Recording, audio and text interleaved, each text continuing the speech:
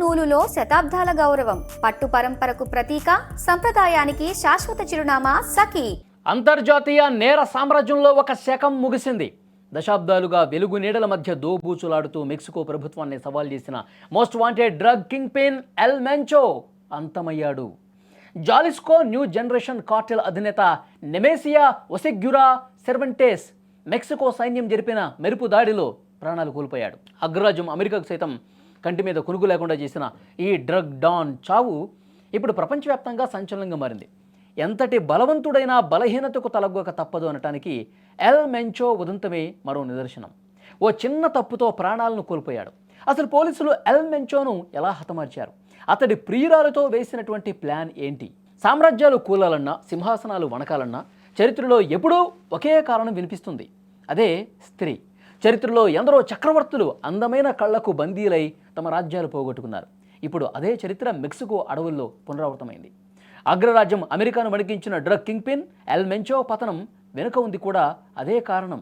దశాబ్దాలుగా 1000 కళ్లతో గాలిస్తున్న చిక్కని ఈ డేంజర్ డాన్ తన ప్రేయసి కౌగిలిలో చిక్కిన వేళే మృత్యువు అతన్ని వెంటాడింది. మెక్సికో రక్షణ శాఖ కేవలం ఆయుధాలతోనే కాదు, ఒక పక్కా వ్యూహంతో అతన్ని దెబ్బకొట్టింది. ఎల్ మెంచో కోసం వెతకటం కంటే అతని మనసు దోచిన ఆ సుందరిని కనిపెట్టడమే సులువని భావించిన అధికారులు గత కొన్నాళ్లుగా ఆమె ప్రతి అడుగుపై నిఘా ఉంచారు. ఆమె ఎక్కడికి వెళుతోంది, ఎవరిని కలుస్తోంది, ఆమె వెనకాల ఉన్న నీడ ఎవరిది అన్న కోణంలో అమెరికా ఇంటెలిజెన్స్ నిశ్శబ్దం వేట సాగించినటువంటి పరిస్థితి ఉంది. చివరకు శుక్రవారం రాత్రి టపాల్పాలోని దట్టమైన అటవీ ప్రాంతంలో ఆ రహస్య ప్రేయసి మెంచోను కలవటానికి వెళ్లిన విషయాన్ని పసిగట్టారు.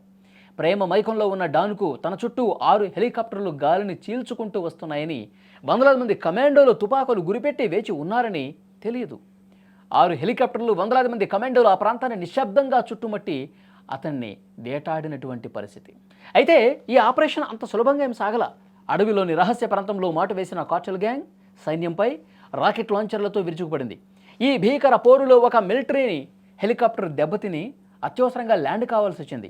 అడవి రణరంగంగా మారిన వేళ తూటాల వర్షం కురుస్తున్న వెనక్కి తగ్గని మెక్సికో ప్రత్యేక దళాలు ఎల్ మెంచోను బాడీగార్డులతో సహా చుట్టుముట్టాయి.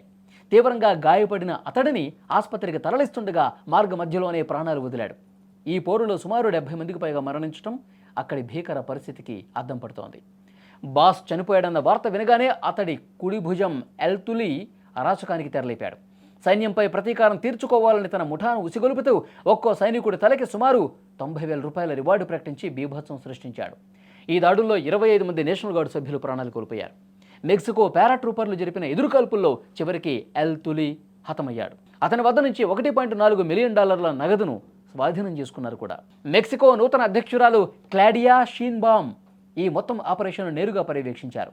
దేశంలో డ్రగ్ మాఫియా వేళ్లూరికి పోయిన నేపథ్యంలో ఎల్ మెంచో మరణం ప్రభుత్వం సాధించిన అతిపెద్ద విజయంగా భావిస్తున్నారు. ప్రస్తుతం మెక్సికో అంతటా హై అలర్ట్ ప్రకటించారు.